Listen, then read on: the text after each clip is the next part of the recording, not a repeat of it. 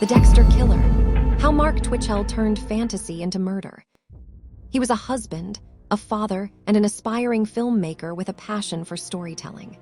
But beneath the surface of Mark Twitchell's seemingly normal life in Edmonton, Alberta, was a darkness that would soon shock an entire nation. Known today as the Dexter Killer, Twitchell's twisted fascination with fiction bled into his reality, turning fantasy into cold-blooded murder. What started as a creative passion soon became a roadmap to real-life violence, meticulously planned and horrifyingly executed. Mark Twitchell was born on July 4, 1979. By all accounts, he had a relatively average upbringing. He studied radio and television arts at the Northern Alberta Institute of Technology and had a deep interest in filmmaking from an early age. Twitchell dreamed of becoming a famous director and had even begun producing short films. His friends described him as creative, intelligent, and ambitious, but they also noted his tendency to blur the line between fiction and reality, a trait that would eventually define his criminal descent. In 2008, Twitchell had just completed a low-budget Star Wars fan film and was attempting to gain traction in the local film scene. However, it wasn't his sci-fi film that would make him infamous. It was a short film titled House of Cards, shot in his rented garage in Edmonton. The plot: a man lures another man to a garage through an online dating profile and murders him. Unbeknownst to anyone at the time, this script would soon become a blueprint. Twitchell set up a fake profile on the dating website Plenty of Fish. Using the alias Jen, he posed as a woman interested in meeting single men. He arranged to meet Johnny Altinger, a 38-year-old tech enthusiast who had recently moved to Edmonton and was looking for love. On October 10, 2008, Altinger told friends he was going on a date and shared the address he was heading to, a garage that Twitchell had rented under the pretense of using it as a film set. When Johnny entered the garage, he was ambushed. Twitchell struck him with a metal pipe and stabbed him multiple times before killing him. The garage had been transformed into a kill room. Plastic sheeting lined the walls, tools were laid out methodically, and there was even a table prepared for dismemberment. Twitchell later dismembered Altinger's body, placed the remains in garbage bags, and attempted to dispose of them in a sewer system. Some parts were later found in a storm drain, others were never recovered.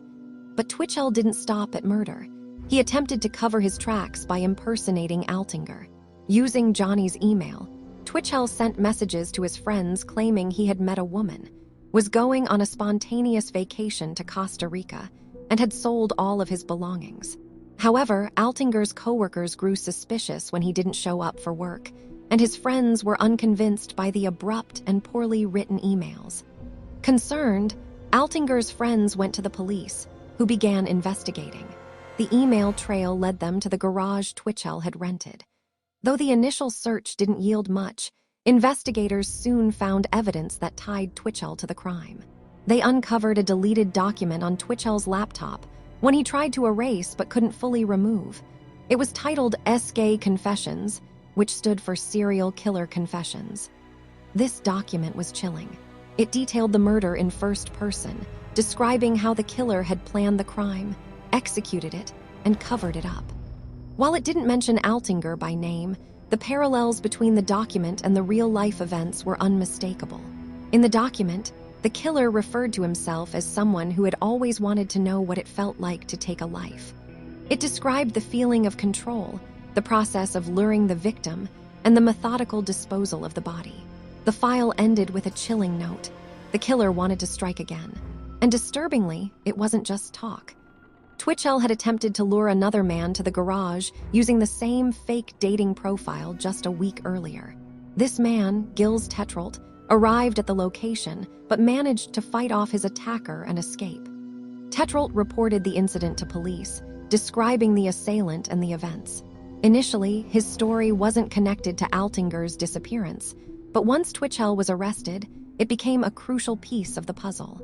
Twitchell was arrested on October 31, 2008. During interrogation, he initially denied any involvement, but the evidence was overwhelming.